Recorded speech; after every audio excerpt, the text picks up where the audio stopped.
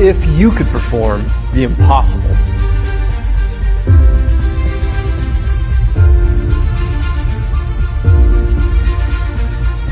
You can with the Raven.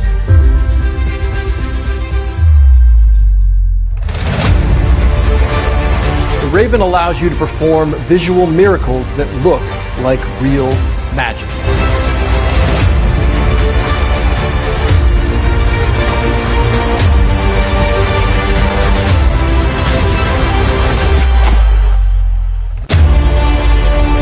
Borrow a coin, place it in your spectator's hand. With a simple wave, the coin completely vanishes right before their eyes. And the best part is, your hands are empty. You never touch it, and the coin is completely gone. This is the ultimate visual vanish that anyone can do. And that's just the beginning. Because the reason that I love the Raven is for the limitless effects that it allows you to perform. Not only can you vanish objects, you can also make them appear. You can transform one object into another, color changes, teleportation, restoration, any type of magic that you can dream up, the Raven can help you make it real. Best of all, it is so easy to use. Perfect for any skill level, from beginner to expert. The Raven kit comes complete with everything that you need to get started. The instructional video will teach you exactly how to use it, and with just a few hours of practice, you'll be vanishing objects just like your favorite magicians. Start performing the most incredible magic that your spectators will ever see with the Raven.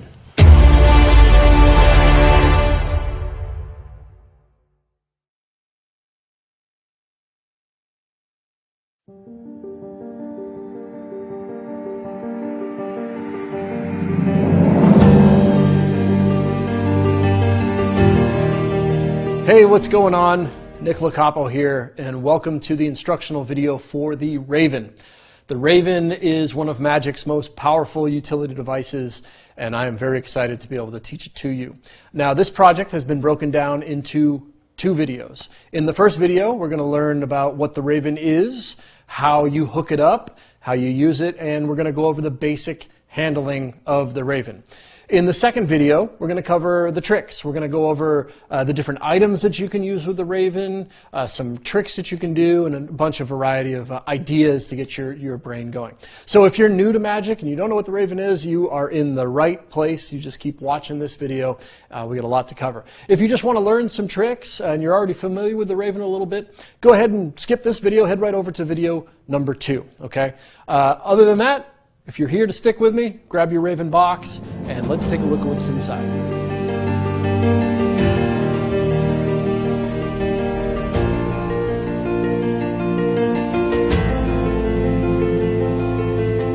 Inside your cool little Raven box, you will have received a bag full of supplies. Let's take a look at what you got right now. So, inside the larger bag, probably all wrapped up, you'll find the Raven gimmick. So this is the full Raven gimmick that you have received. What this is an elastic magnetic pull that's going to be going up your sleeve. And we're going to cover all that in detail in just a bit. So what this is made up of is a magnet on this end. Okay, so underneath this black piece of felt, there's a big old magnet. And that's what we're going to be using to retrieve and deliver items in and out of your Magic performance. That magnet is covered with felt, and that felt is there because it cuts down on the noise of objects attracting to the magnet. Okay, so that's why the felt is on there. On the outside is a little metal ring. This is where we're going to be tying a piece of fishing line that's going to be attached to your fingers. I'm going to show you how all this works first, and then we'll get into actually tying the line. And the funny thing is that's the only thing that you even need to do to this. One of the best things about the Raven is that it's basically, once you got it set up, it's set up for forever. So, but we're going to be tying a piece of fishing line there. I'm going to show you a great way to do that. Now on the other end, this is where it's going to get attached to your clothing.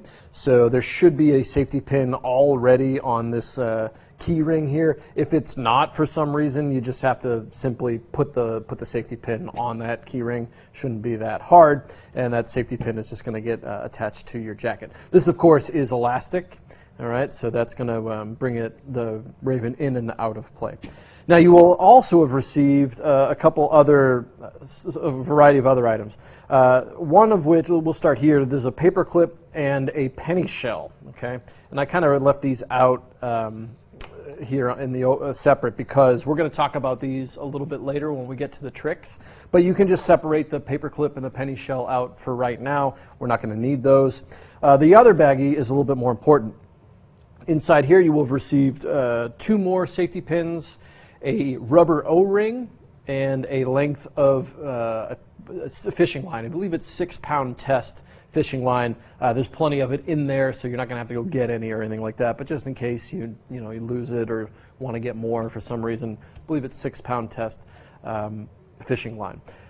These items are going to be used when we're setting up the repeatable Raven, and the fishing line is obviously what's going to get put on the end of the gimmick here. Okay, I'm going to show you how to tie all that and get it all set up in your clothes, but let me just show you the actual Raven setup so you see how it works. So let's take a look at how the Raven actually works in performance.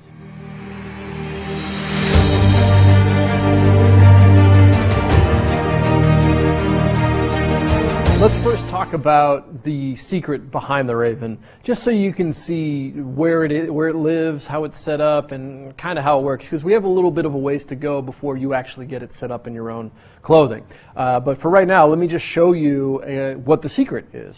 The secret is, you already saw the gimmick, okay? I have that gimmick pinned to my back right shoulder here. The gimmick is hanging down my sleeve, and we'll cover all this in a bit. I just want to show you what it looks like. And then it comes out the sleeve here. So this is attached up here, running down my arm. This is the magnet, and I've also tied this piece of fishing line to the end of it, which is attached to the end of my finger. Okay, that is the basic position for using the Raven. All of this will be covered in detail a little bit later. Just want to show you what it looks like. So in performance, the Raven is going to grab anything that is magnetic. So, for example, I have a steel core quarter here. If I bring the Raven just close above the quarter, it's going to grab the quarter, right? And then when I want to ditch the gimmick and get rid of everything, you just simply let go, and it's going to shoot up your sleeve. Okay, so that's basically what's going on here. Now, there's different setups for the clothes, different objects you can get. There's a lot of hand displays that we're going to cover all of this. Just wanted you to see exactly what we're dealing with first. So that is the basic idea behind all of it. So let's, before we go any further, get the fishing line on your gimmick so that we can then put it in your clothes and learn all the stuff. Okay, so grab the fishing line and let's learn how to string it up.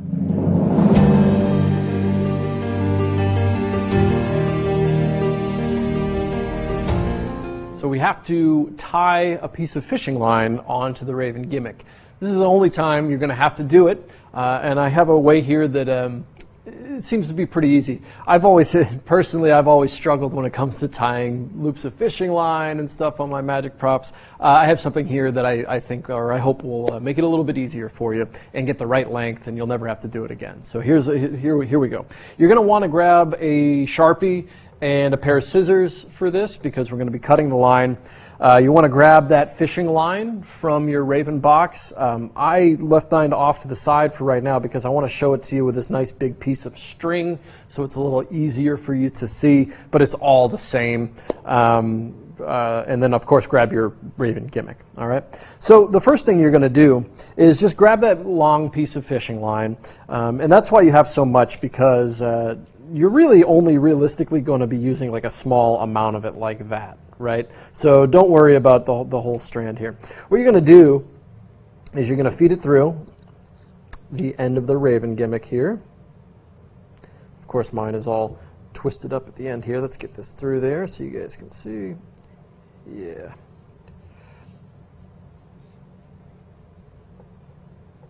Cool. And you're going to tie a simple square knot on the end of this, okay? And I think most of you know what that is, but in case you don't, The way I always remember it is you just have to keep track of which side goes over. So right now the left side is in the front, it's facing me, so that's facing me. You tie it down, and then the second time the left side goes under, right? So you just reverse it, and that turns it into a square knot. Okay, probably preaching to the choir there, but you guys know what I mean. So I like to tie a couple just for safety, but you could probably get away with just one. But I would do a couple more. You're not going to have this giant knot like I have here because the fishing line is a lot smaller, so you can tie a few on there.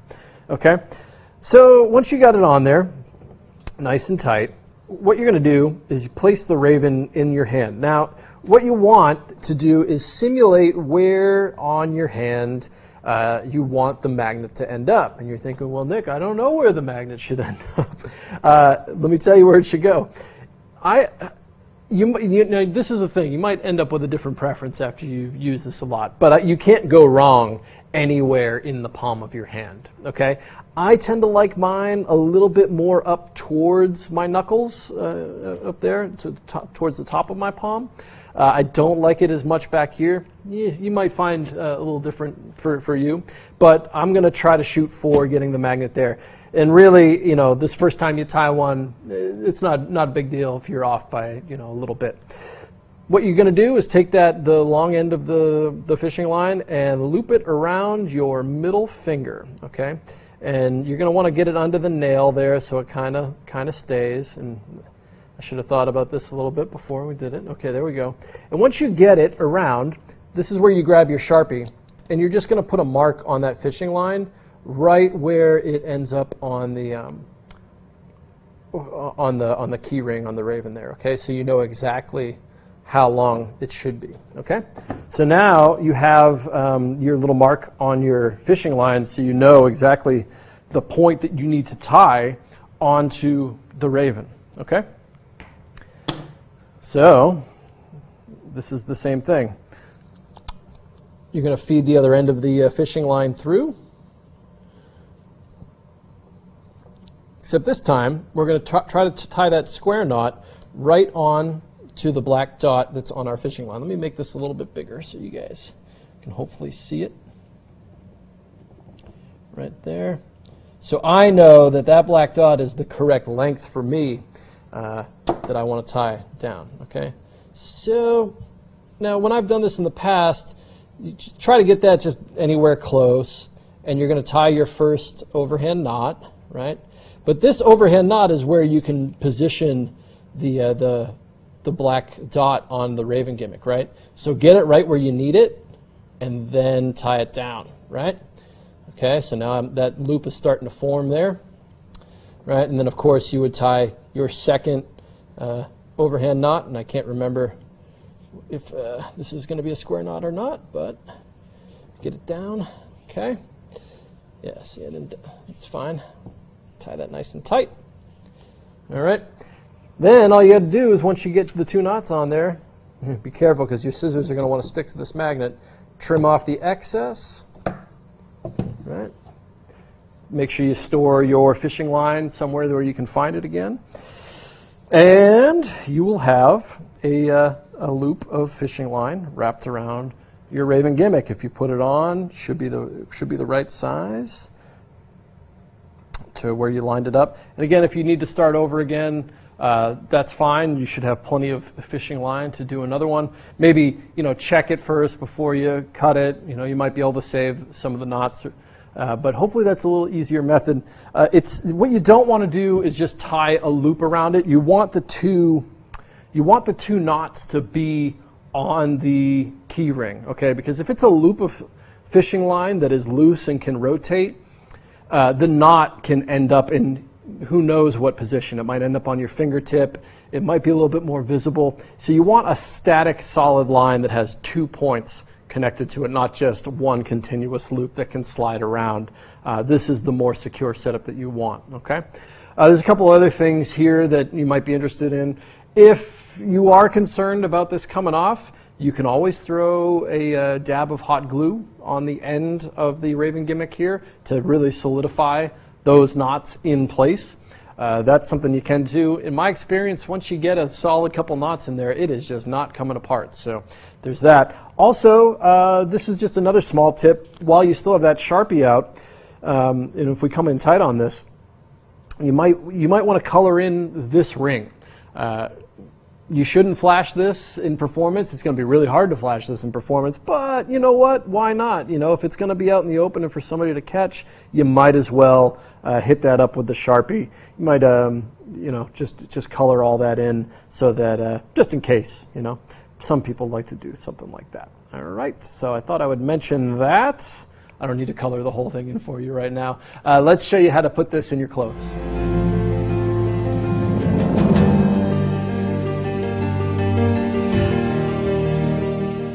There are three main ways to wear the Raven in your clothing, and we're going to cover one at a time. The first one that I'm going to talk about, I think, is the most versatile and the one that you're probably going to like the best.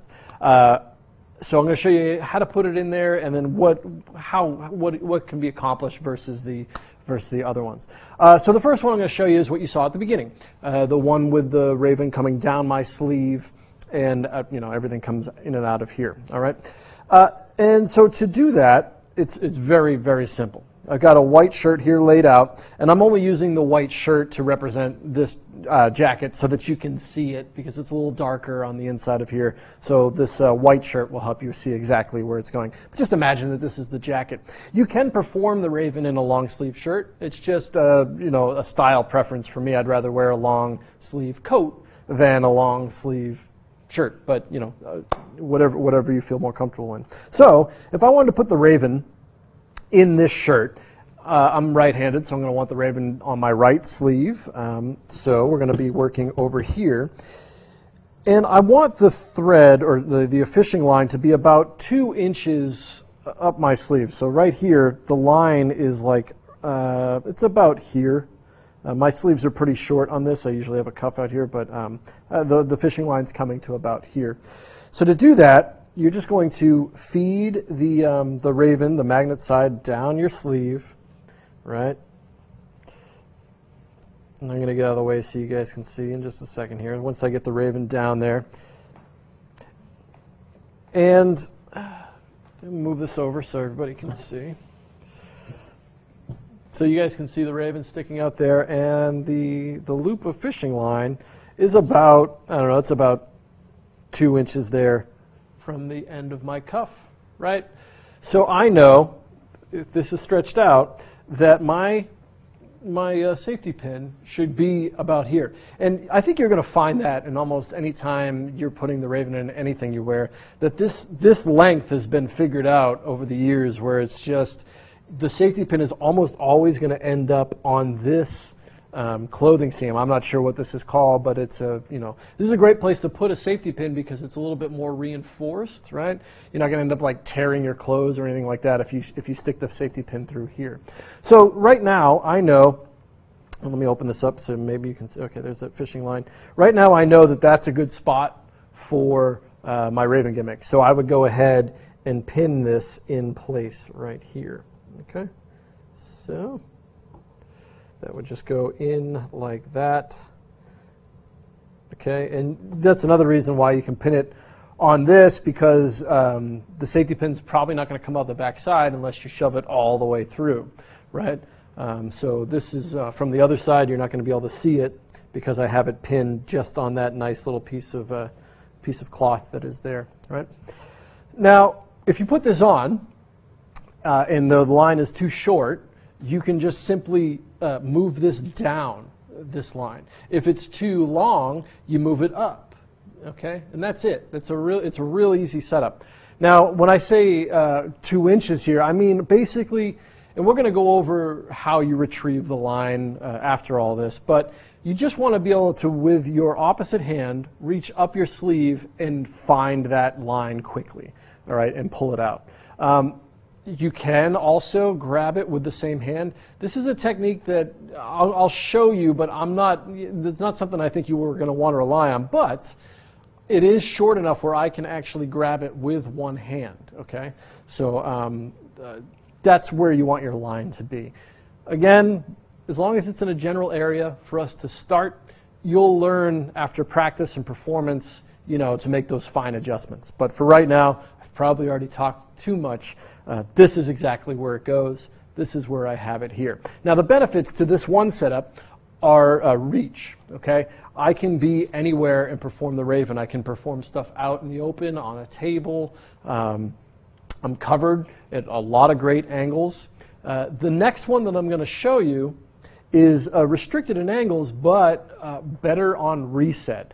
Because basically, to reset this one, you're going to have to reach up your sleeve every time and get the Raven back into position, okay?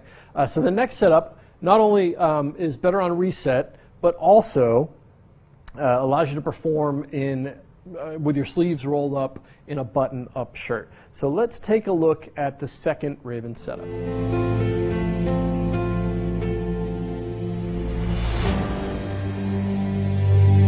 This next setup allows you to perform with the Raven with your sleeves rolled up. Now, you do need to use a button-up shirt because of the way that this works, and I'll show it to you here. But it's pretty interesting because your sleeves can be completely up, and you don't have to work in a jacket. The other nice thing about this is that it's kind of easier on the reset. But that's something that we'll talk about a little bit later anyway. Anyway, here's the setup on this. Is basically the Raven is going to be coming out of my buttons here. Now, I apologize, this is a black shirt. Hopefully you can see it. But the gimmick is, I'll show you exactly where it's hooked up, but it's going to be coming in and out of these buttons here, and I'm going to be doing my magic like this, okay? And then to ditch it, it's very easy. You're just going to kind of let it slide back up here. But this is also where you're going to be using that O-ring and the other safety pins that are included, because this setup is going to also be attached to an undershirt. Basically, what's going on here is the Raven is pinned in a very similar spot to the previous hookup. In this case, it's in my back left sleeve seam there, and it's going around my body, and then it's coming through that O-ring with the safety pins, and then it's going to be coming out of my shirt. So let's show you how you can set this up. Now, this break is fun because it stops it from going like all the way around your back, so that you can be ready to go, like reset really quick. Let's talk about how to put this in your shirt if this is something that you're interested in. The first thing is you're going to have to use, if you're a guy, you're going to have to be using your left hand. And that's because of the way that your buttons are on your shirt. Okay, the Raven can't come out this way because our shirt's buttoned this way. If you're a girl, you're going to have to use your right hand because your shirt's buttoned the opposite way. And if you've never thought about that, it's a funny thing to look up on the internet and find out why. It's a pretty old reason. So, but yes, if you weren't aware, guys and girls shirts button up differently. Guys, you're going to be using your left hand. Girls, you're going to be using your right hand for this setup. We're going to put it in your shirt, but there's only one step that you have to do before you do that, and you need to install the brake. And that brake is that O-ring and the safety pins. I'm going to do this down here on the white surface so you guys can see it a little bit better. Basically, all you got to do is open up your safety pin, place it inside the O-ring, and then clamp it down, or yeah, you're going to want to clamp this down. All right, and then you do the same for the other one. You just need to put both of them onto the O-ring. Hopefully my head is not in the way. There you go. All right, so once you got that on there, you're going to feed this onto the Raven gimmick and just let it go all the way down to there, okay? Because you're going to need that on there in just a second. Now, when you put it in your shirt, it pretty much goes in the same spot, except if you put it in your right sleeve, you're going to have to put it in your left sleeve. So where it goes in the shirt is pretty much generally the same area, but again, don't get too caught up in this right now. Just after you've performed with it a little bit and be like, I wish it was a little longer, a little shorter, go ahead and make your adjustments there. But wherever you found it to be comfortable the first time, just go ahead and pin it in the same spot that you had it the first time. So for me, I know that mine is about here, so I'm just going to go ahead and pin mine up in there, and I'm ready to go. Now, I'm currently wearing this setup, so I'm going to I'm trying to figure out the best way to show this to you. Down here, you're just going to let this dangle as you put your shirt on, okay? So this is just going to be hanging on your back. It's not going to go down your sleeve or anything like that. And you're going to you're just going to grab it and wrap the gimmick around your front. So here, let me take these off so you can see what I'm talking about here. So remove that one, remove this one. Okay. So you should be in a position, if you've done this to your shirt, where your Raven gimmick is just hanging off your back, okay? You don't want it over the front of your shoulder. You want it on the back side of you, okay? And you're going to wrap the gimmick around your body, and you're going to hold the fishing line. Now what you want is you want to find the spot where the fishing line crosses like your center line. Now, if the fishing line, like I'm not pulling on this, but I have it, I have it tight, right? If the fishing line, when it's just tight, is way over here, you're going to want to move the pin up in your shirt, because you want this to be about here, right? Give or take. Anywhere in here is going to work fine for what we're trying to set up. Or if it's way over here, you're going to want to move it down, right, so that you have a little bit more space. So you want that fishing line to be right about here. Wherever that is where you're going to pin this this little O-ring in place on your shirt, okay? This is going to be the spot where the Raven stops, all right? So I know mine is good about here, so I'm going to go ahead and just hold the Raven in place, open up these safety pins, and pin this on my shirt. Now, when you're wearing an undershirt with this blue shirt is a little loose. It does work, but I would prefer, if I was going to be out performing this at a gig or something, I would want it nice and tight and tucked in so that this doesn't really move. But for what we're doing right now, this should be fine. Okay? So let me pull this so you can see. So this is just safety pinned in there so that it stops the Raven from going way up or falling off my back or whatever. I might have pinned it a little too far back here, but it's fine for right now. So now that you got that pinned in place, you're basically all set. Just button up your shirt.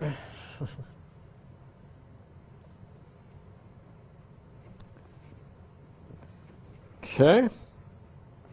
Move my mic a little bit.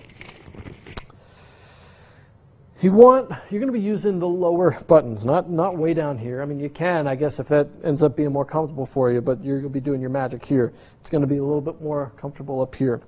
Go ahead and reach in there. Your Raven might be a little, might be hanging down or whatever right now, but go ahead and grab that fishing line and pull it out and loop it around your finger. We'll go over the handling on this after this section, but that's it. This is exactly where it should be coming out. Everything that you're going to end up doing is going to kind of be down and away here, and then when to let it go back in, you're just going to let it fly back into your shirt, and I'll show you how to retrieve all this in the next section, okay?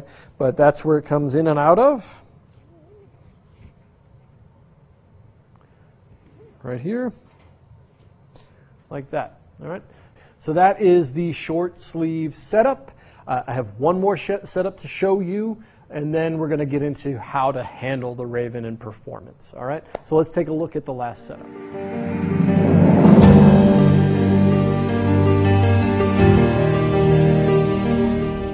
And finally, the last setup. Now, the last setup I kind of reserve for jackets that might not have a great sleeve for the gimmick to go back up into. Okay?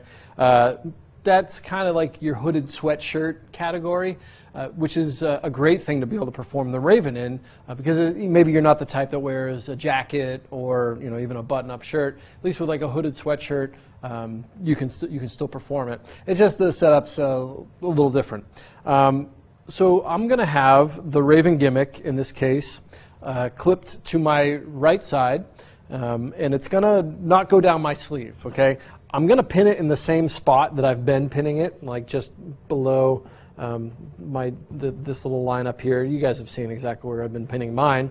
just for a little starter, right, I'm going to pin mine about there, and I'm just going to let it hang.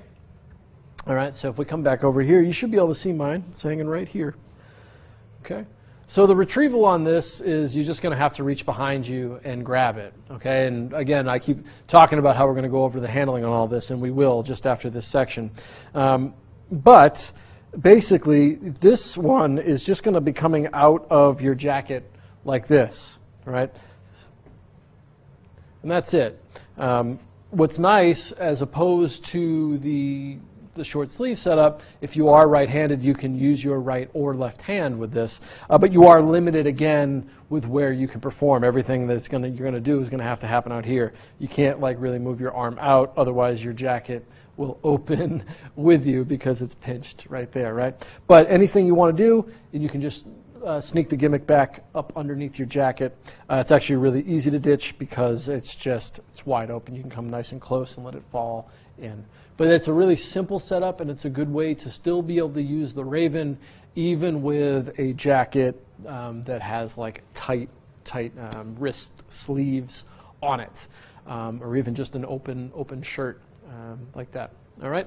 So those are the 3 clothing setups. From here on out, I'm going to spend some time talking about how to handle the line, and then we're going to go through a variety of ideas and tricks. So let's take a look at how you handle the line.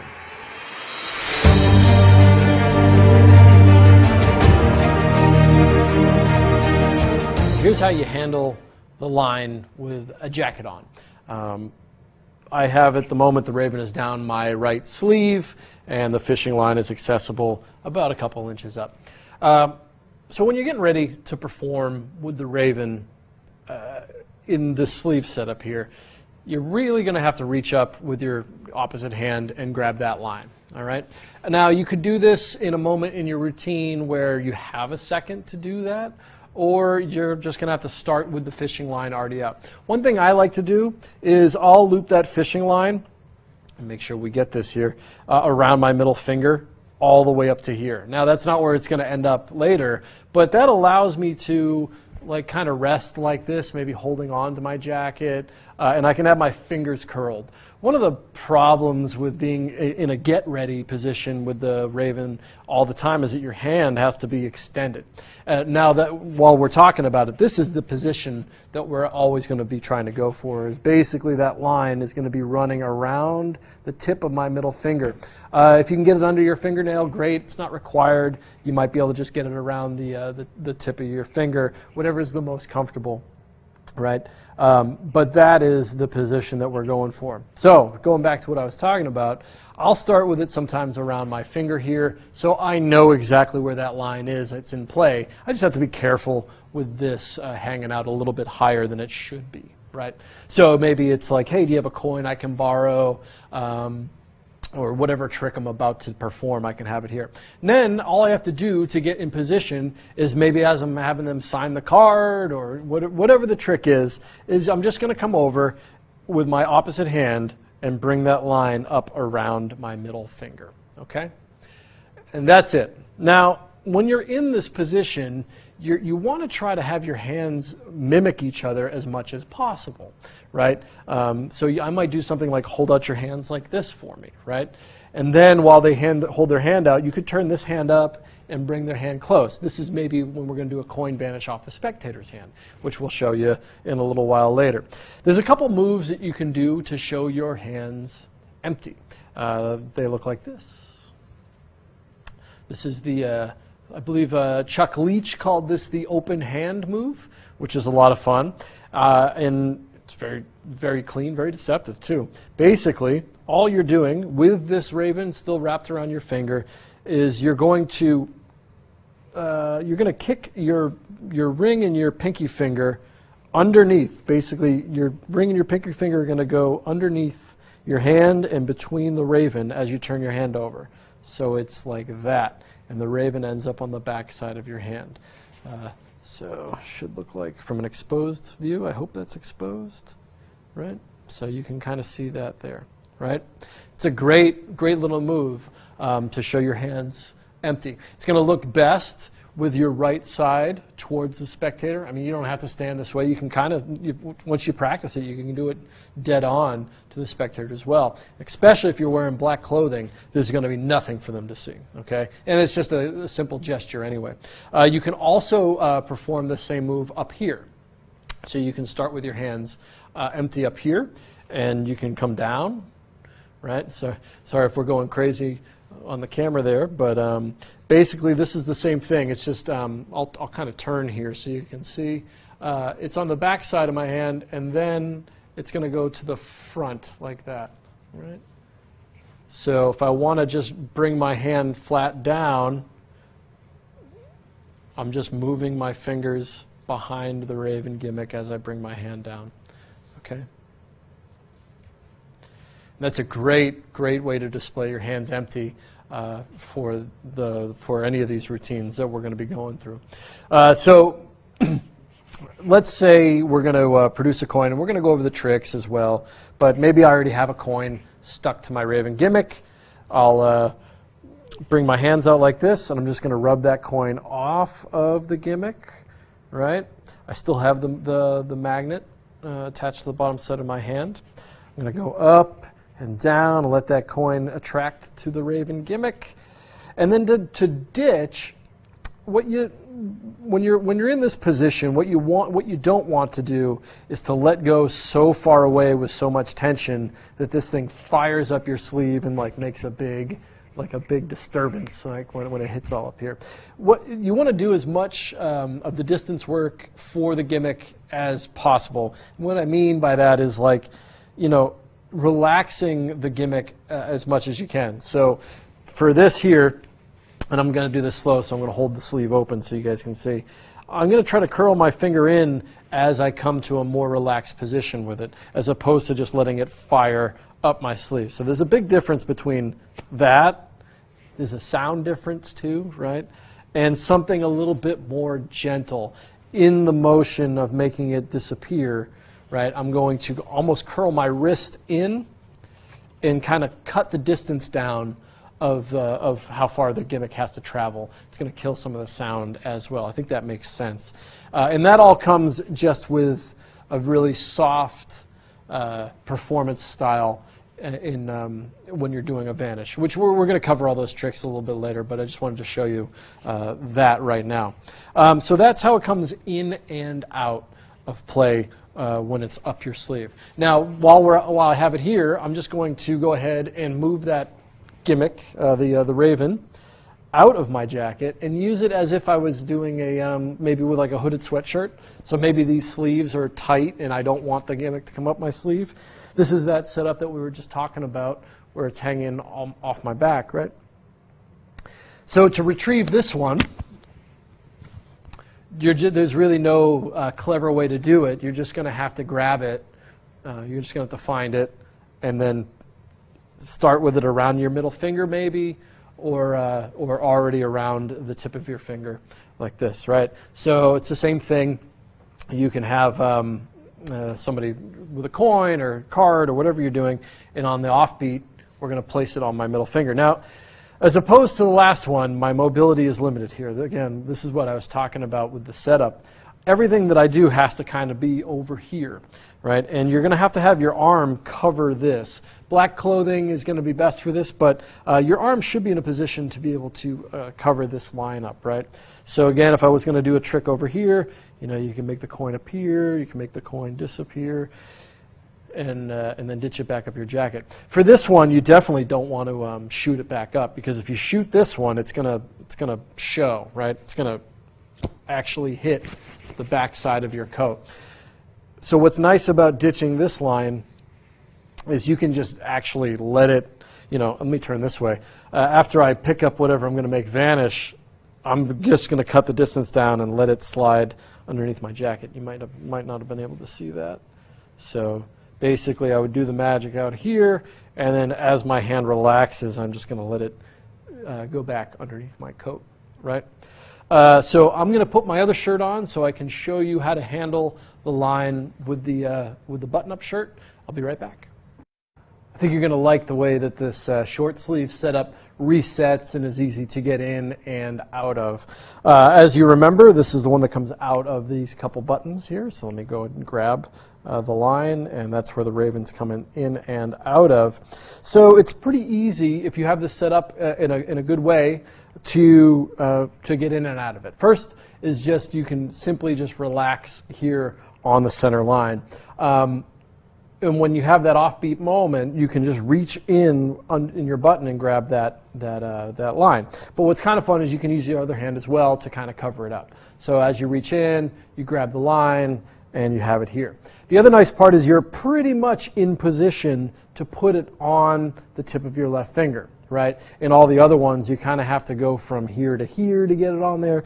Right here, you're basically in a direct line to get this on, and with some practice, that happens very, very quickly. Now, the only drawback to the whole routine, or not the routine, but this setup is everything you do kind of has to happen here. You just can't really come out to the left or right. But that's okay. So whatever action is going to happen, it's going to happen in your hands here. And then to ditch it, it's super easy. So let me come to this side. Again, and it's kind of just common with all of this, you don't want to just let that fly.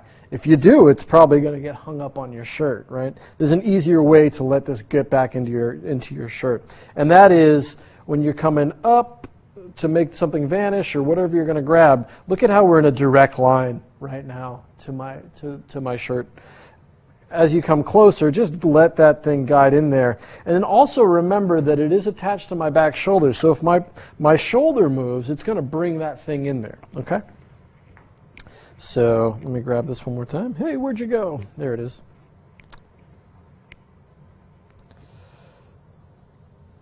So whatever action I'm going to take is going to happen out here. I'm going to come closer to my body. My hand is almost in a vertical position as opposed to out here at this point. And I'm going to let that slide right into my buttonhole. Now you can also do the empty hand move and everything like before here. Okay, it might not be as necessary when you're performing like this, but you can still get it done out here. The black clothing is going to really help you out with this. I'm not as good at that move with my left hand, but you might find it a little bit differently. What's kind of nice is that you're in a position to show your hands empty out here, grab the line quickly, place it on your finger, and then get into the routine, and the ditch happens a lot faster and closer to the midline. Okay, so I think that's everything I wanted to say about this one at this point. Because now we're done with all the clothing stuff.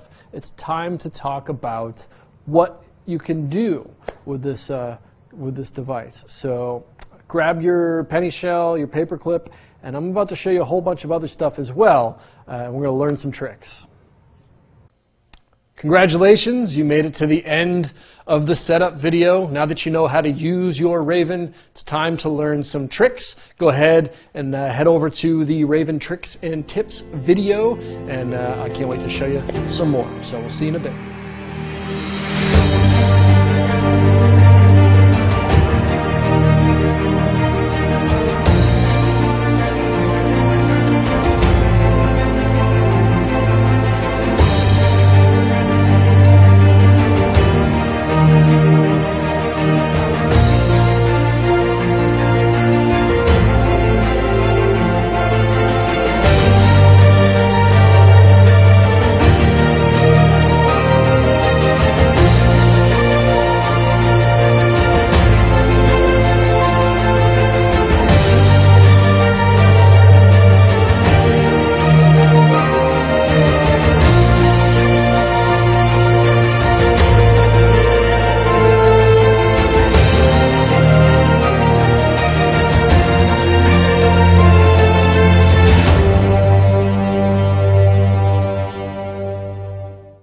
Hey, what's going on? Nick Locapo here. Welcome to the tricks and ideas portion of the Raven. In this video, we're going to be covering objects that you can use with your Raven, tricks that you can perform, and some other ideas to kind of get your mind going. Now, the Raven project has been broken down into 2 videos, so if you're just here for the very first time and don't know what the Raven is, you're going to want to go back to video number 1 so you can learn what it is, how to set it up, and how to use it. However, if you just want to learn some tricks, get some ideas going, go ahead and put your Raven in your clothes, grab your supplies, and let's start learning some really cool stuff.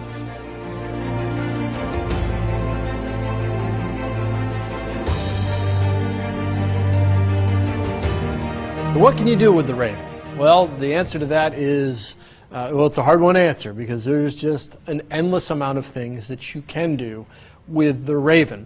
Of course, we're going to be dealing with objects that are magnetic and some non-magnetic. We'll talk about how that works. But anything within that world is up for you to perform magic with. What I've brought with me is a variety of items that you can find at home. Some of them are magic props that you might already own or might want to think about getting. We're going to talk about what you can do with the props that you received in your kit. Briefly about the penny shell and the paperclip. We chose those because, believe it or not, that little penny shell actually represents a wide variety of effects that you can perform with just that one simple shell. And while with performing with it, you might want to branch out and get some of these other objects that I'm going to describe here in just a second. So let's just get started with the coin that you received, which is that penny. Now, if you've never seen something like this before, this is what's called a shell. That's because on the other side there is not a back to this penny. This penny will actually fit, and I'm going to grab the little dime here, it'll fit over a dime, okay, and hide that dime underneath it. We'll talk about what you can do with that a little bit later. But, so this shell can hide objects underneath, and the other thing about this shell is that it is magnetic. Now, it doesn't have a magnet in it. It has a piece of steel underneath here. I believe it's steel, some sort of shim metal that is underneath the inside the shell here. So this will actually stick to your Raven gimmick, okay? It will stick on there just like that. Now, this is not a coin that could be examined, right? This is something that you would have to keep hidden. Let me show you a couple coins that are magnetic that you can hand out for examination. And we'll come back to this in just a little bit. So the first coin I wanted to show you, this is a steel core quarter. Now this coin, it looks just like a regular quarter, except on the inside the metal's a little different so that it will stick to your Raven gimmick, right? Now it doesn't have a magnet in it, so it's not going to stick to other steel core. It's not going to stick to your Raven penny, right? Because there's no magnets in either one of these, but it will stick to a magnet. So this is a coin that if you live in the States or in America, this is a great coin to invest in. A lot of these things that I'm going to be talking about here are items that you can get that are available on Penguin Magic and a variety of other places, and some stuff that's just around your house. But this is something that I would suggest if you get into some coin magic with the Raven. A steel core quarter is going to be one of your best friends. So this is a steel core quarter, and this is a magnetic $50. So I say magnetic because this one actually has a magnet in it. Somebody's taken the time to open this coin up, put a magnet in there so it sticks to things really well. Now you probably even heard that on the microphone. There's a big difference between something that is like a shim metal sticking to the magnet and something that's magnetic sticking to the magnet. A magnet is going to stick to this the Raven way harder than anything that's a steel shim, right? So anytime that you have something with a magnet, it's going to make a lot more noise when it hits that thing. Just something to keep in mind. But I'm going to show you something with this in just a bit as well. So they do make coins that have magnets in them that you should be aware of. Now, we were talking about shells just a minute ago. Let me show you a couple more. And again, these are all things that are available on the Magic Marketplace. If you've never seen something like this before, just search for the Raven on Penguin Magic and some of this stuff is going to pop up. This is a shimmed nickel shell, right? So the nickel shell's fun because this will fit over a penny. And we'll get into some of these tricks and things a little bit later, but just by waving the Raven over it, you can change it into a penny, which is super fun. So the magnetic nickel shell is something that you can find. And also here is another $50, but this $50 is also a shell, and you can see it has a magnet on the other side of it.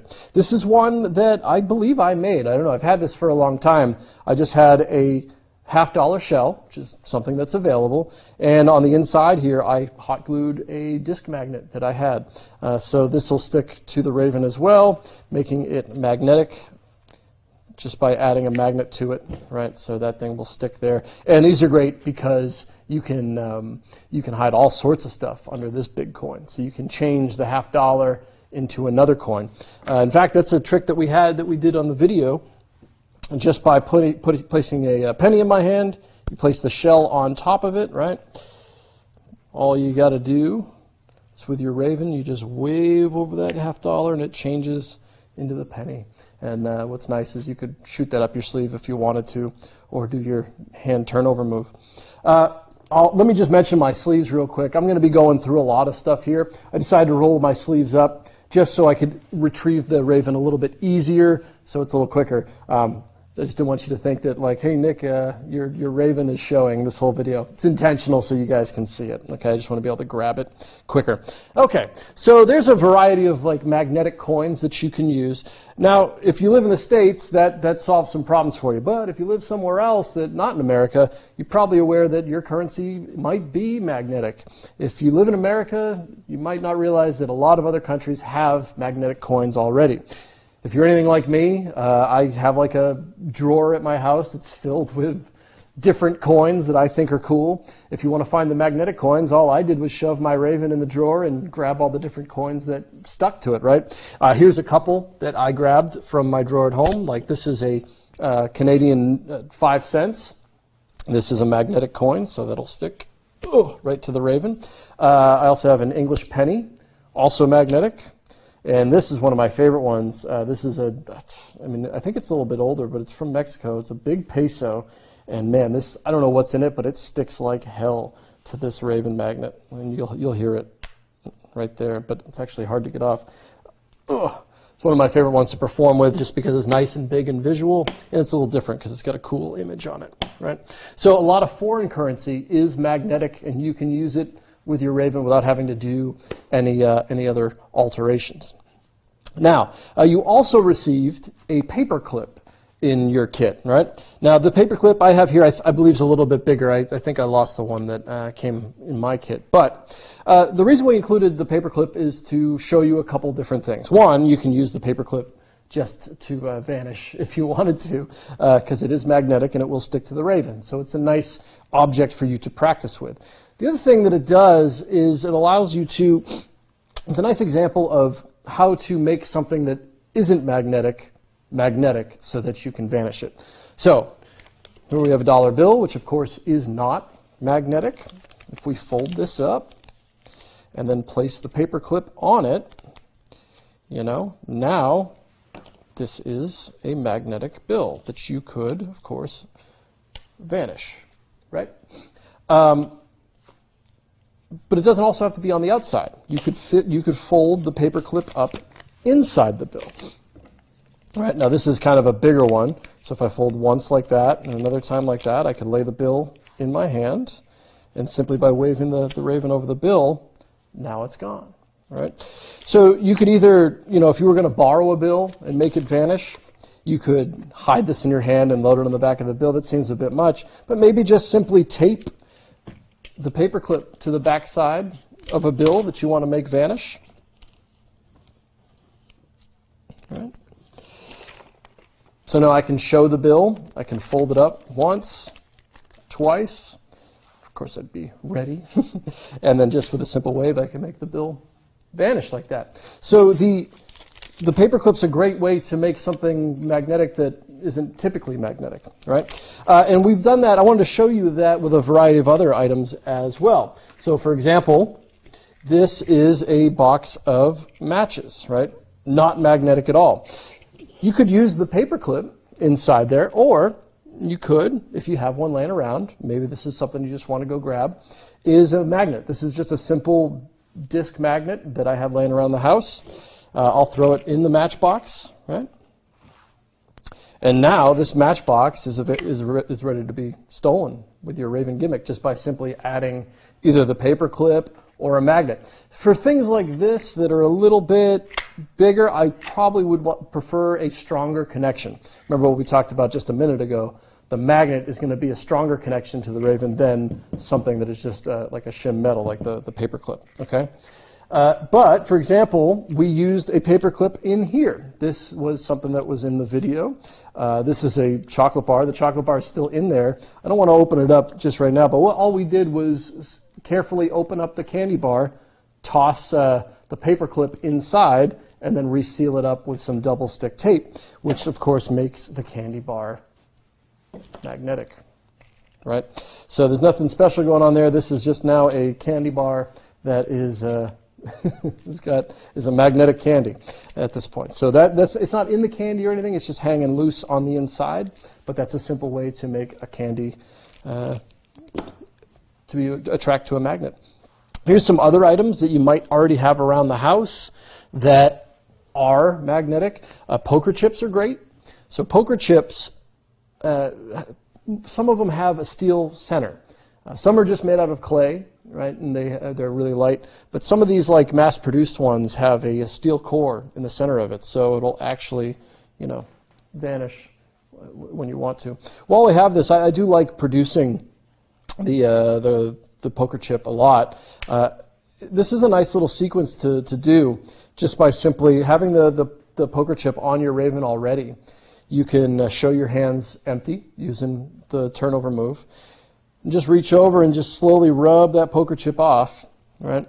Show your hand empty again on this side, and then you could, of course, make that poker chip disappear, and then you could fire it up your sleeve as you show both your hands empty. So I like to produce the poker chip aside from coins sometimes, just because it's bright and visual. So if you have one of these laying around, it'd be a nice thing for you to practice with.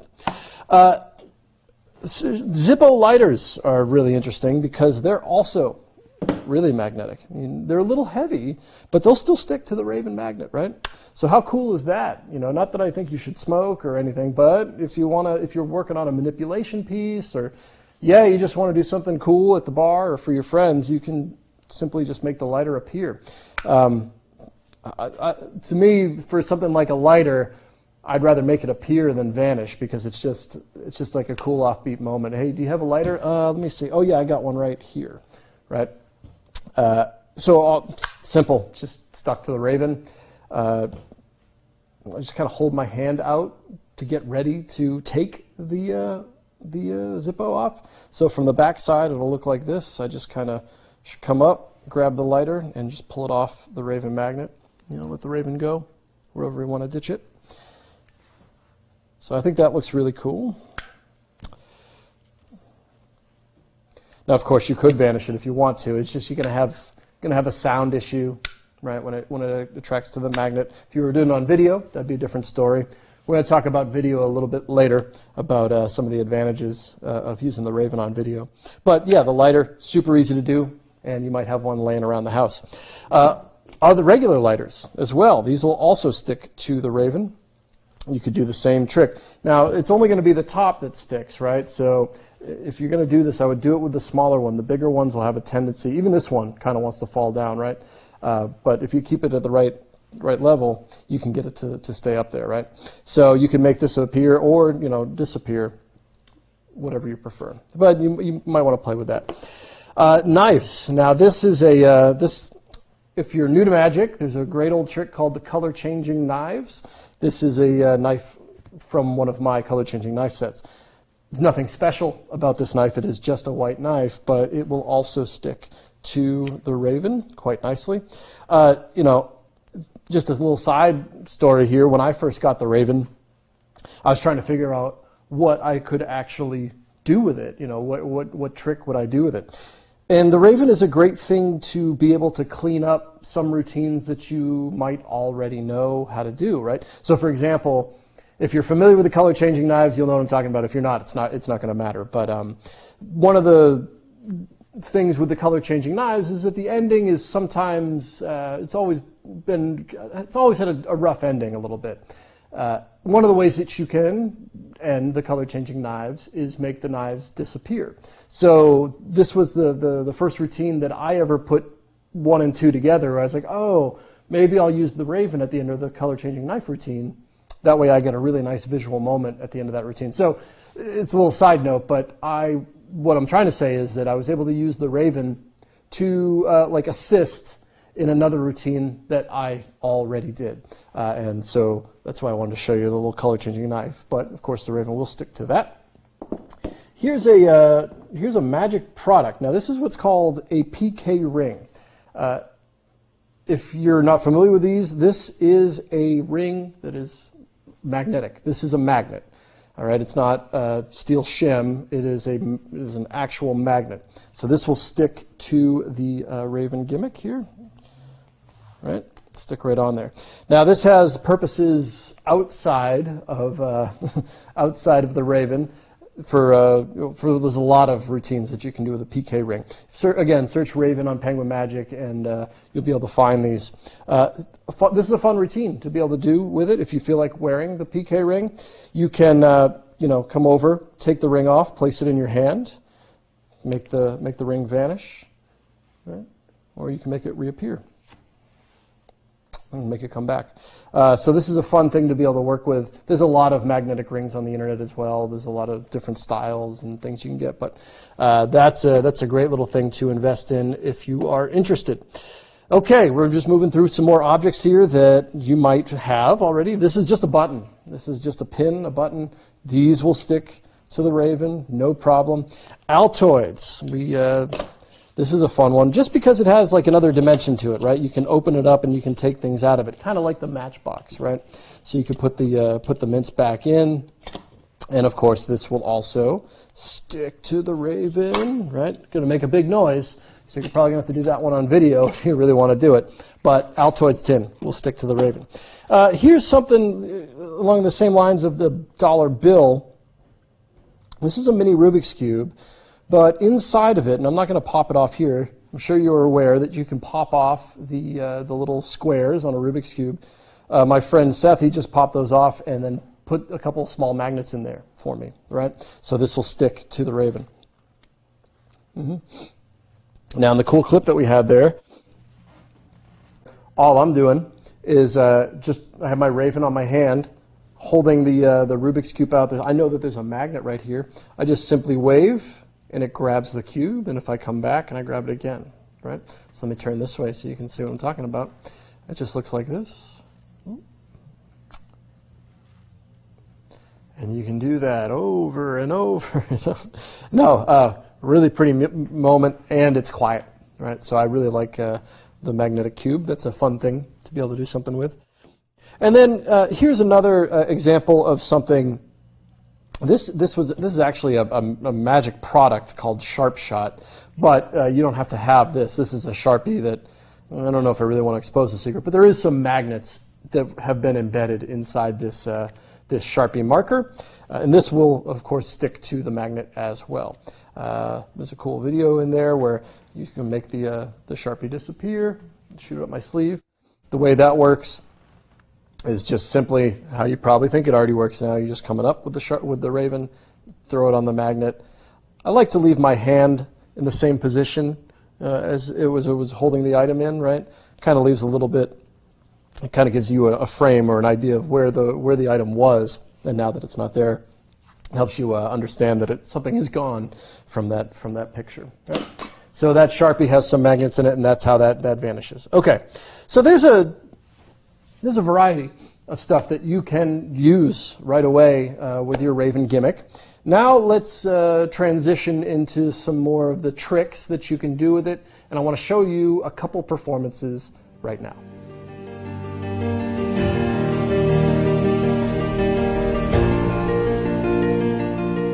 So what I want you to do, again, make that fist. right, now we're going to place this on the back of your hand a little bit lower, a little bit lower. See this coin? Yes. We're going to make this coin disappear. Oh. Okay? Watch close. Don't take your eye off the quarter, okay? It's going to happen on the count of 1. Did you feel it? Yeah. You did? 2, 3. Out of here. Your ass doing Man, this man over here doing tricks and shit. Where that gonna go? So let's talk about making a coin vanish from the spectator's hand. This is one of the best tricks I think you can do with the Raven, especially in a strolling, walk-around environment. Great trick. Nice, clean vanish. So you're going to need a magnetic coin. Now you do have a great magnetic magnetic penny shell that you can use for this. You're not going to allow the spectator to examine it, but that's fine as well. Okay. There's a nice, easy way to get set up for this. I'll already have my Raven on my hand like this, and you can even pinch it like this. And this is an interesting position to be in, but if you're careful, like close to the body with it, this is going to be really hard for the spectators to see. So basically, you can say to your spectator here, hold out your hands like this. Right? Now, I'm basically mimicking what I want my spectator to do, which is why my hands can be nice and free and open, right? You can also hold the coin this way or like this, right? So do me a favor, hold out your hands like this. Perfect. When their hand comes in, I'll turn my free hand up, open, and bring it closer to me. Now, when you do this vanish, you can't have their hand like up here or way too low. You kind of want it right where it's comfortable for your own hand. So that's what you're doing. You're adjusting their hand to a level that is good for you. And you're just going to place this penny shell on the back side of their hand, right, like that. So it's okay to have this hand out and straight at this point, right? Because you're just kind of mimicking what you want them to do. This goes on the back of their hand, and once you lay it on their hand, you immediately come back out here. You don't want to do this. You want to have your hands extended, both of them. They kind of want to mimic each other. So if you're going to do that open hand turnover move like I just did, you're going to want to do it with both hands. And notice how when I do it, my fingers kind of do the same thing, right? Okay. So this is a great position to be in. Once you have the coin on the back side of their hand, you can show your hands empty, right? And you can do a couple passes here, right? Couple passes, and then when it feels right, you just go ahead and get nice and close and pick that coin up off of their hand, come close to your body, ditch the Raven up your sleeve, and you can show your hands empty, right? And that's it. It's very similar to the way that you're vanishing the coin out of your own hand. It's just that you're going to do it off the back of the spectators. I would have it, I like the back of the hand a little bit better because it's just less likely to flip over in their hand if you're going to be using the shell. And, you know, not everybody can hold their hand open. Almost everybody can hold a fist, right? Sometimes you never know what you might be dealing with in their hand. But I usually are right off the back of their hand like that. Now, there's a couple ways you could bring the coin back. I mean, not this coin. This coin is up your sleeve and stuck there. But if you're in a situation, if you've ever performed a vanish of any sort, they always it kind of leaves your audience hanging, right? Like, well, where did it go? Where is it going to come back?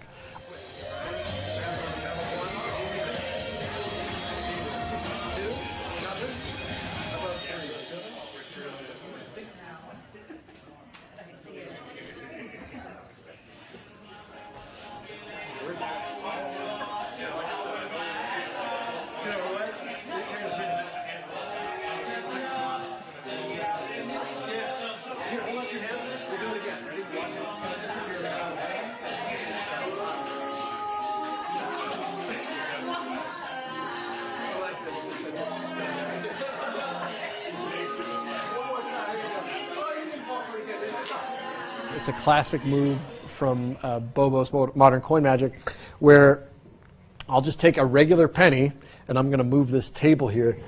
Sorry we didn't prearrange this beforehand. I'm going to take this 1 penny while I'm performing, and I'm just going to put it under my shoe, right?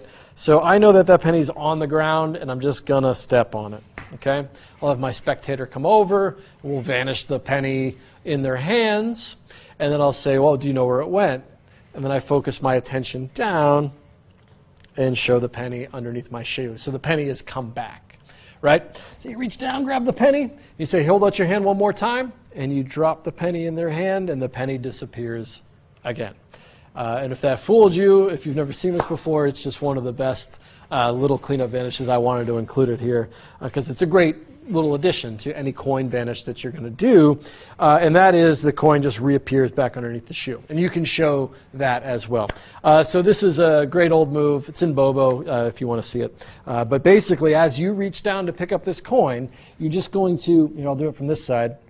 You're just going to pretend to pick it up, but when you do, you're just going to kick it under your shoe like that.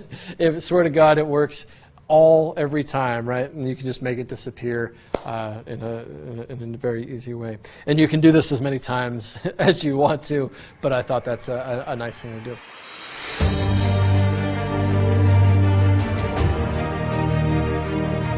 I have a dime and a penny. This is a really expensive trick. Sure is. Right. Maybe hold out your hands. Yeah. And then here, we'll use this one. Turn it down. I'm going to give you the dime and the penny, and just like wrap your hand around it like that. Now you can relax that hand there. The question is, do you want the dime or the penny? You're like, who cares? Either one would be. I'd just be grateful for a penny. Sure. Here, lower your hand a little bit, a little higher. Dime or penny? Just name one. Dime. The dime. All right. I'm going to reach in. I'm just going to take one of these out. Take this one out. The penny. Okay. So we're going to try to get the dime to travel out of your hand and to the top. Okay. It's going to happen quick. So watch. A little lower. 1, 2, 3. That's awesome. Now, if the dime is here, that must mean open up. That's Very awesome. Cool. Heck yeah, man. Oh yeah. That's awesome. That is incredible. I don't know how you did that. Oh. Man, the dime and penny transposition trick is a great one, and it's a great trick to do with your penny shell. You're going to need your penny shell, a dime, and a regular penny. Okay, so this is the shell. This is just a normal dime, and this is a normal penny. Of course, you want your normal penny to match as well as it can to the shell. All right. You're going to hide the penny, the regular penny, in your left hand, and you're going to hold out the shell with your right and the dime with your left. Okay.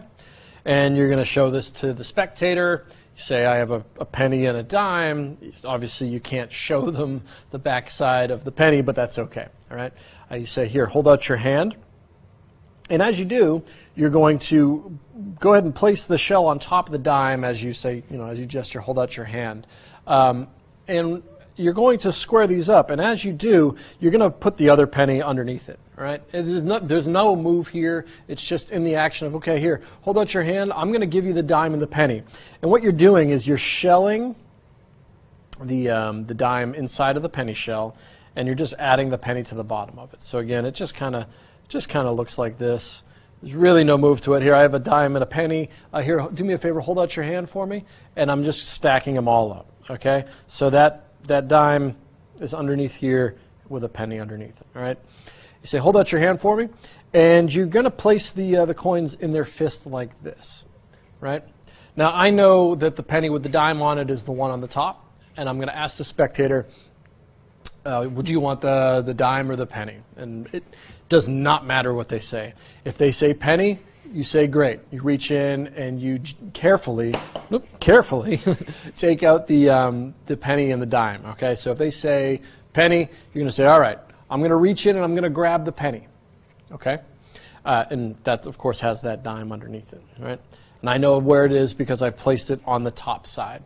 If they say dime, you say, okay, great. What we're going to try to do is get the dime out of your hand. Right? So you pull out the penny as you mentioned that you're going to try to get the dime, what they say, out of their hand. But here's your position at this point. You have the penny shell with the dime underneath it on the back of their hand, and you have the regular penny in their hand. So now all you have to do is vanish that shell, and it's going to seem as if the two have changed places, right? So, of course, I'm using my own hand here, but let's just put that down on the table as if that's the spectator's hand. Once you have the spectator set up, this is where you can just casually reach up your jacket and grab your Raven gimmick, right? And get into position as you ask them, do you want the dime or the penny? This is perfect time to go ahead and grab your Raven and get it into position. From here, you're just going to do a simple vanish, just like the coin vanished out of their hand. If there's any tip on this, it's that a sweeping motion can be bad because it can carry the dime with it. You're almost a little bit better to just come up directly over the top, like something like this, right? As opposed to a sweeping motion. Now, the sweeping motion will work as well. If you practice it, you can get it to work. But for this case, to just be a little bit safer, it's just a simple wave over the top, and you can get the shell to come up off of the dime, and then the two coins have changed places in the spectator's hand. So that's a really great trick. Go out and try it.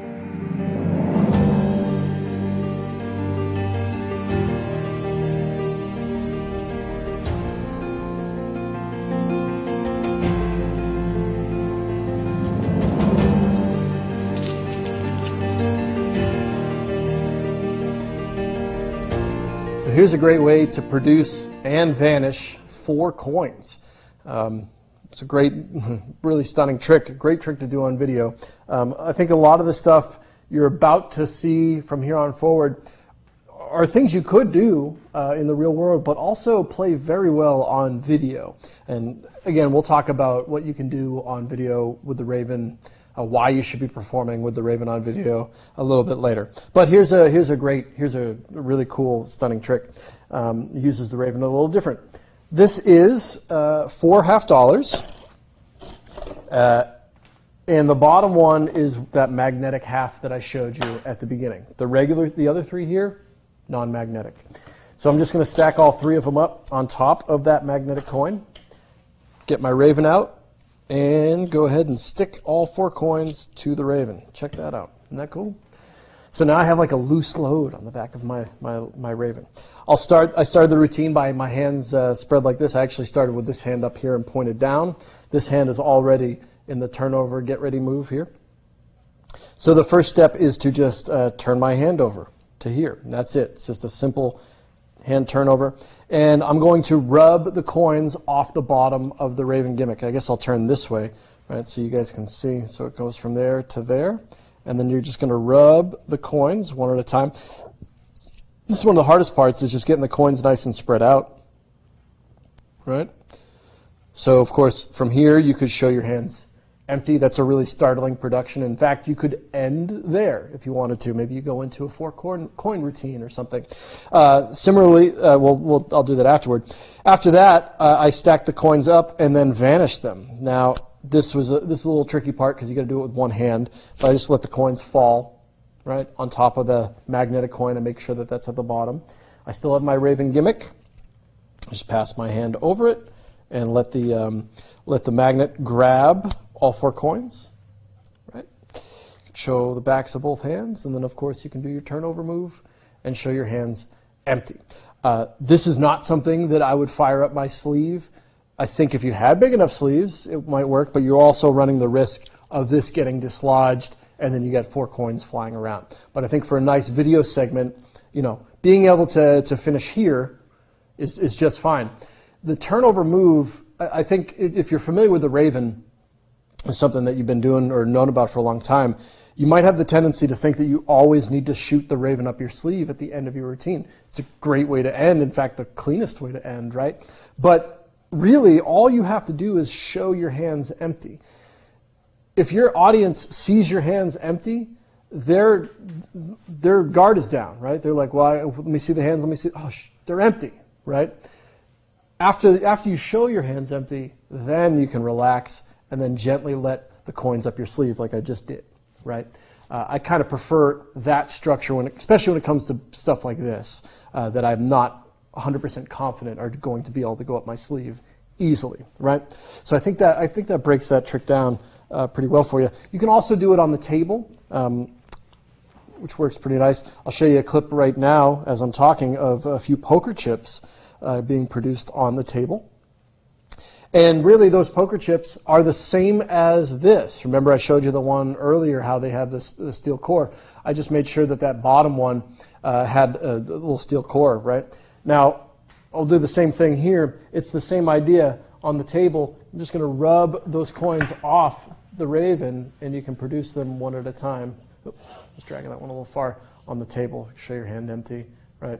And then you could go into a matrix routine or anything that you want, right? So that's a really, really cool production with a loose load, and the idea of keeping a magnet on the bottom of something that is holding something else above it, right? So let's move on to something else.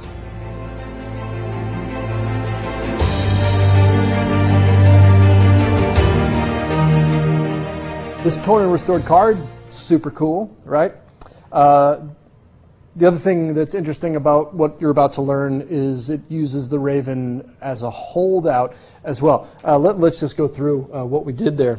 Now this is, you know, a lot of this stuff is just crudely thrown together, but it works. And you also, I wanted to leave it in this condition so that you can see. This is a card that was torn into 4 pieces, right? If we're getting close, there's even a little exposed double stick tape. Probably should have done a better job of that, but honestly, it doesn't matter. This is all one piece. It's all been taped together. And on the back side, this is a piece of steel shim. This is like a washer we got at the hardware store. And this stuff is super inexpensive, and you can put it in anything. It's the same type of thing as the paper clip or putting a magnet in a dollar bill. What we wanted to do is make 4 pieces of card magnetic, right, so that I can steal it with the Raven. Okay? So that is what we're dealing with there. That is what we're going to be stealing out of our fingers. All right. The other thing we have is the restored card. So the idea of the trick is to turn the torn pieces into the restored card. This is another way to think about the Raven, and this is it, right?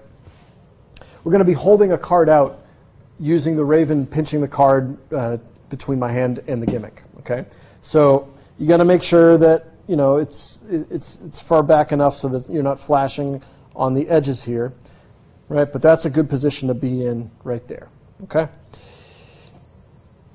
So the mechanics of this are, I'm going to bring the Raven out over the torn pieces. I'm going to let it attach to the Raven, and then I'm going to pinch the edge of the card as I let the pieces go, and then bring the card out. So you're switching one object for another. All right, let's do that again. Kind of do that out front. So I have the pieces here. When I hold the pieces too, I kind of like clip them with my middle and pointer finger. That way my thumb is free to clip this card as I bring it over, right? So it clips, and then I have it there. You're going to want a nice sleeve on this when you do it, so the cards will go up into the sleeve and totally vanish. But that is a cool way to switch one for another. Even if you didn't have something that you were going to steal, right? It's interesting that you can just kind of use the Raven to bring something in and out of play, right? For example, you could change. It doesn't have to be, you know, the torn pieces, although that makes sense as a trick. You know, you could grab this poker chip, right? The poker chip, and then of course change it into the ace of spades, something like that. So it's one way to transform an object into another, and it doesn't have to be magnetic, right? That's really cool. In fact, it kind of can't be magnetic. It needs to not be stuck to the Raven when it falls out of your hand. Now, let me just get one more shot on that so you guys completely understand what this looks like. So the Raven will be grabbing the coin or whatever you're going to grab as you let go, and you are left with whatever is going to drop. Okay? So that's a great way to transform stuff. Let's move on to something else.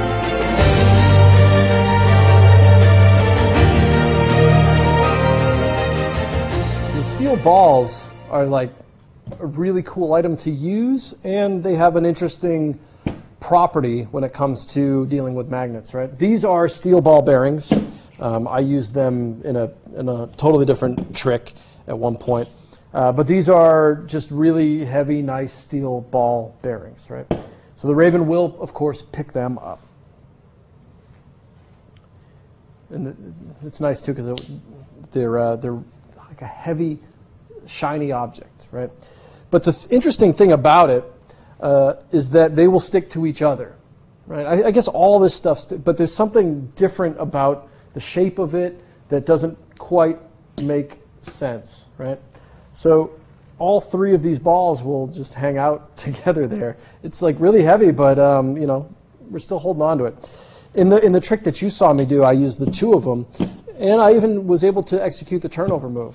So basically, in that two ball wipe thing I did, I had the Raven here. I came down, I grabbed the one, I grabbed the two, and then I even came back and was able to execute the two-hand.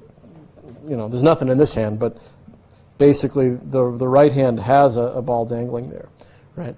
So this is just something you might want to keep in mind for another routine or something that you might be working on. If it was filmed from overhead, you would be able to get 1, 2, and 3 items, you know, from an overhead position, because it just kind of, if they're all magnetic, they'll stack on top of each other like that, right? So I thought the steel balls were just something I wanted to show you because of that kind of one interesting property that they had there. And let's move on to another card thing. It's very similar to the torn and restored card. We're going to be using kind of the same idea of using the Raven to hold something against the palm of my hand and switch it for another. But I thought I'd just show you kind of where the magnet is and everything in the playing card. So this is just a great way to, you know, do a switch of any type of card, right? Let me put this back on here. This card, this red card here, has a magnet that is just taped in the corner, right? And then when it's folded up, it'll stick to the Raven. If you're going to fold a magnet up into the card, you'll want to do it so that the magnet is on the bottom part. What I mean is, I don't want the magnet here so that it would be sticking like this. I want the magnet to close the folded card for me, because the magnet's on the outside there. I don't want this thing like, I don't want it this way, right? That's not how I want it. I want it to be able to close the folded card, right? So we'd have that on the table, ready to be taken. And make sure that this is the right way. Oh, no, it's this way. Let's do it right. Yeah, there we go. So I'll have the blue card in the back side of the Raven. I'm just going to come down, let the Raven grab that folded card. All right, so it's going to pick it up like this. Let me do it over here so you guys can see. I'm just going to come down, grab it, and then let the Raven go and let the blue card fall. And it's just going to look like the blue card changes into, or the red card changes into the blue card, right? If you do any of that type of color change stuff, that's a really, really visual, clean way to do it.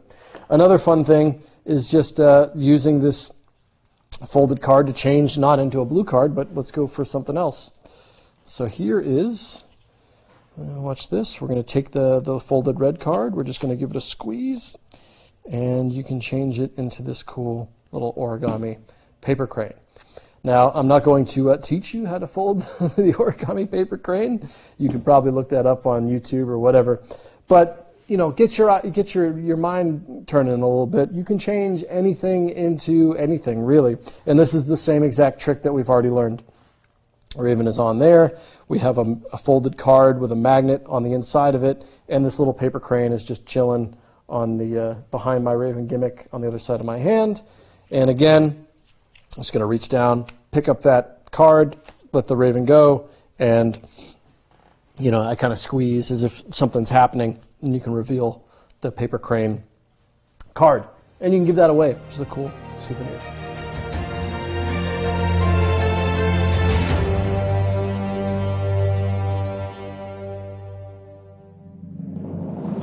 Here's another idea with the Raven that is more of a switch of an object than anything else.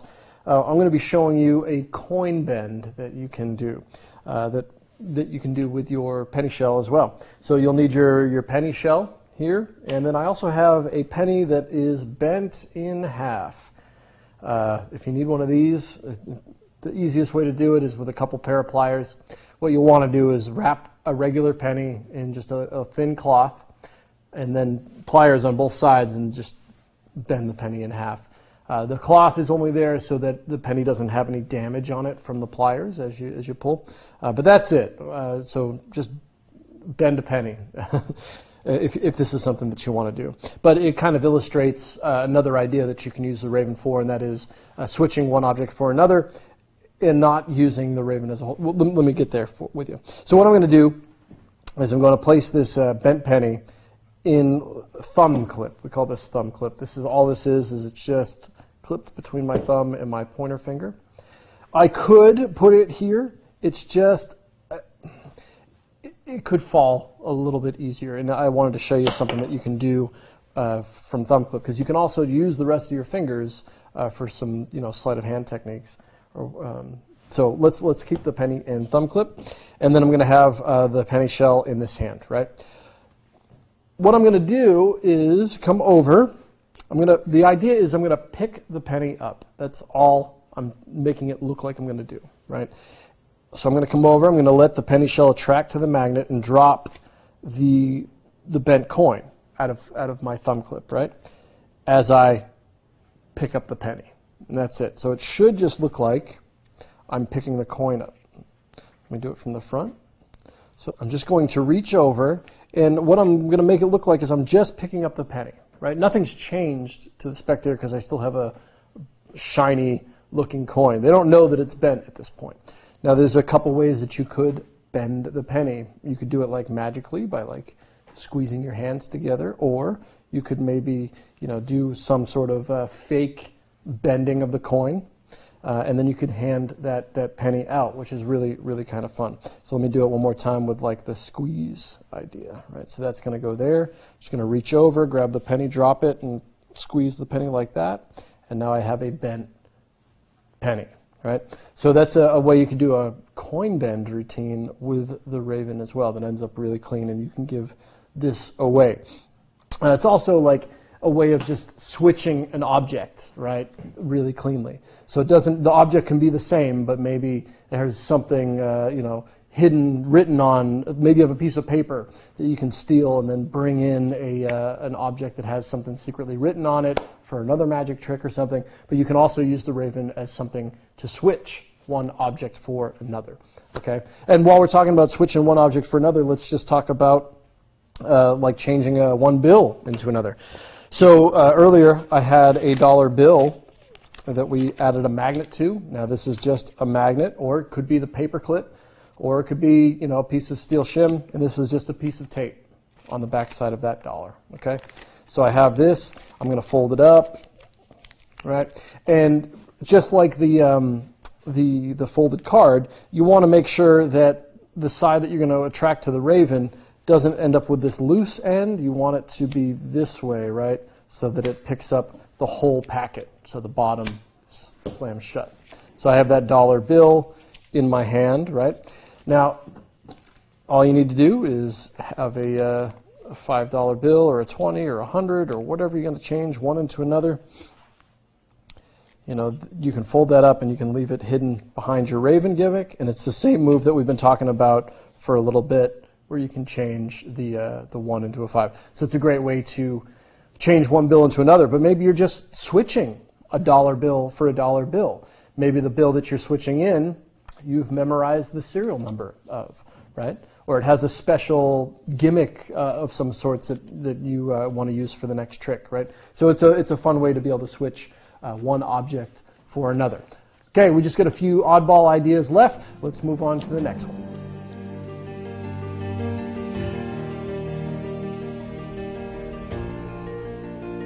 This is one of my favorite ones to do with the Raven, the magically opening bottle cap trick. Basically, bottle caps are magnetic, right? So if you have your Raven gimmick, you can just like magically open the top of any any drink that you might have. And that's really it. It's a great trick to be able to do off the cuff if you're in a party scenario or whatever, is just be able to do just that. The only tips I can give you on this are, one, if it is the type that has to be plied off, like with a bottle opener, you just kind of like loosely widen it so that it can just sit on top of the bottle cap. If it's a twist off, it's like basically it's easier to just like rest that bottle cap on top of the thing. That's it. You just have to open the bottle first and then just gently rest the cap on top. From there, it's kind of fun because you could do it this way, right? Or if you have like a group of people looking down, you could kind of do it from overhead. That would look really good. Bottle caps are great too because they'll go up your sleeve nice and easy. All right. So this is a great little trick that you can do. And bottle caps are fun object to manipulate as well. I should have mentioned that at the beginning when we were talking about stuff you could find around the house. Bottle caps are magnetic, and they will be, you can use them in a variety of routines. So that's a great trick.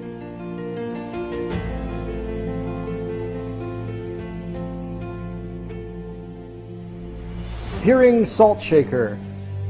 Man, this was a fun one to do.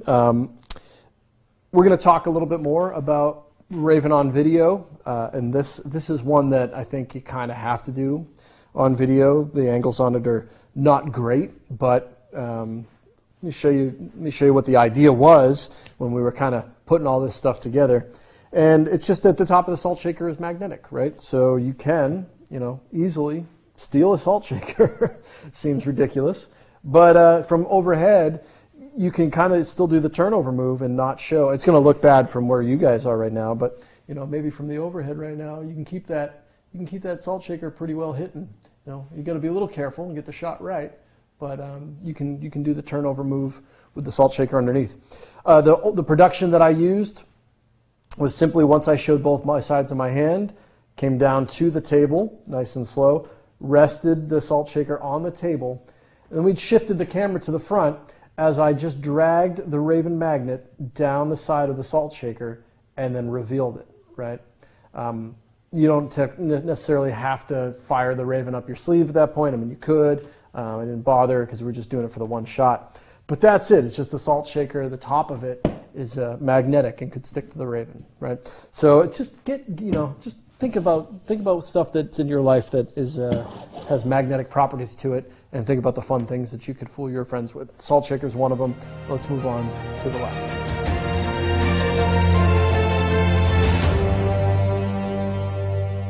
So the appearing shot glass.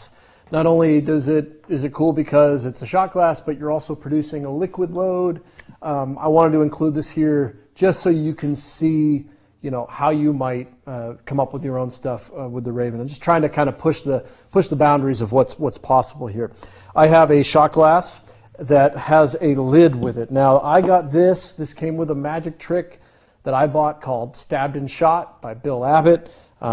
In that routine, he has a shot glass that gets produced. Basically, this is just one of the props that comes with it. It's a fantastic routine, but this is one of the props that came with it. And it got me thinking, I'm like, man, that would be fun to be able to produce a liquid load with the Raven. It turned out to be really simple, actually. And again, this is why I wanted to include it, because it just kind of illustrates some properties that make this really cool. So all I did was I grabbed a big magnet, like one of my bigger magnets that's really, really strong. And this lid. Now this lid, like I said, it came with the magic trick before. This lid is on there so that you can have liquid in this shot glass and it's not going to come out, right? But what I did was I simply took the Raven, took my magnet, placed the magnet on the inside of the lid. Oh, that's going to be hard to get off. Okay. Placed the magnet on the inside of the lid and then stuck the lid and the magnet to the Raven. Okay, so now I have this lid that is it's really on there. It's not going anywhere, right? Stuck on there. Filled the shot glass up with liquid and then shoved the cap on the shot glass, right? So that is my situation. Again, just like the salt shaker, this isn't something that I'm going to be able to do not on, it's got to probably just be on video, but you can do the hand turnover move. Let me see from the top, so you can show both sides of your hand just like that. you're going to want to make sure you get that correct when you do it, but you can get that done. Afterward, you're going to, all I did was slowly bring the shot glass up to my hand. Let me do it from this side so you guys can see. Just going to slowly bring the shot glass up to my hand. As it came up here, I was using my thumb to crack that top off, and then slowly came down, and then you could let the Raven go and toast to the audience. And it's as simple as that, right? So that's on there like this. We'll do it just one more time. Show your hand empty, turn it back. I'm going to reach up, grab the shot glass, crack it with my thumb, and then reveal the glass. Right? One more time from the back so you guys can see. Show my hands empty, come up, deliver the shot glass, use my thumb to take off the cap, and reveal the shot glass. Right? So I hope that's a lot of stuff. All kind of have different ideas and principles behind them. So I hope you find something that you like to perform with the Raven and get out there and try it. We'll talk a little bit more about the theory behind the Raven, and we're going to do that now.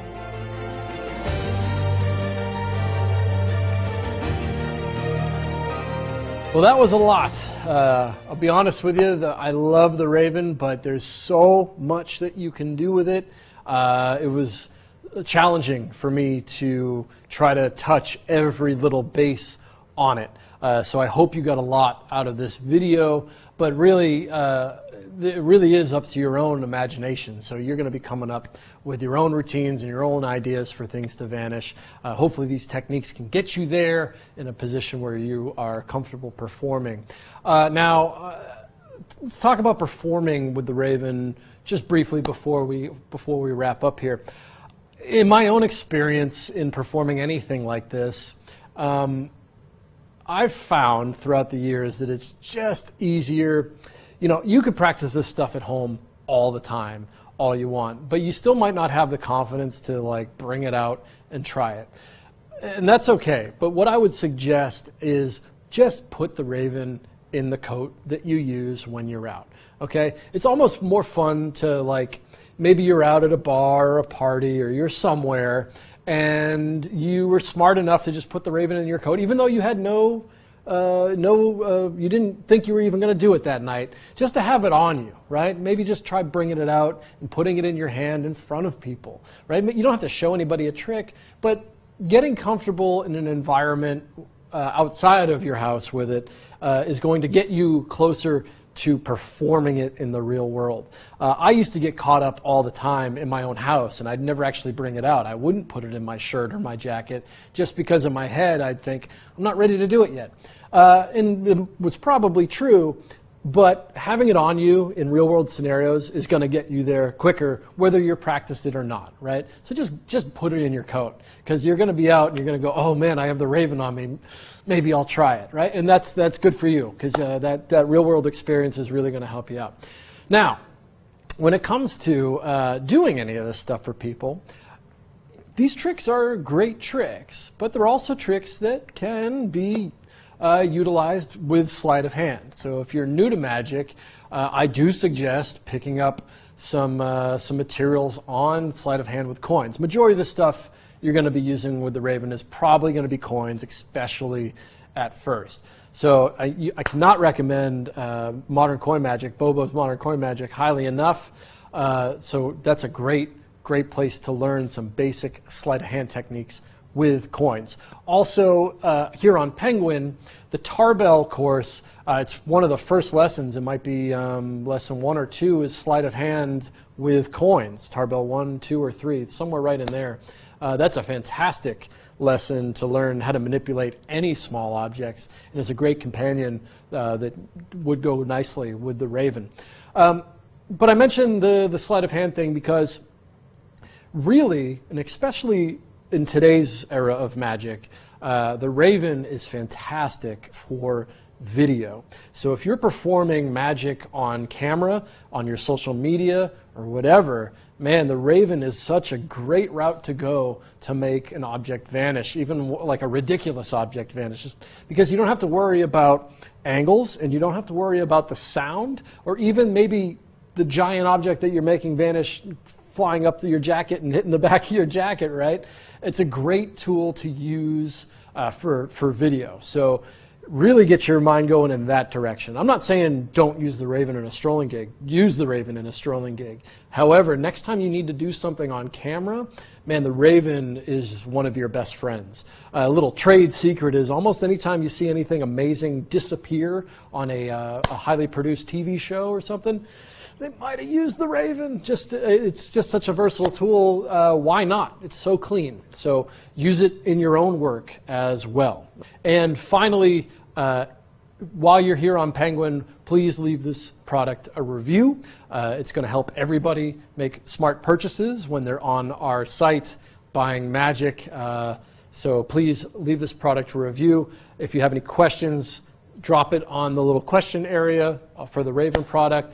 If it's not me that's going to get back to you, it's going to be somebody else.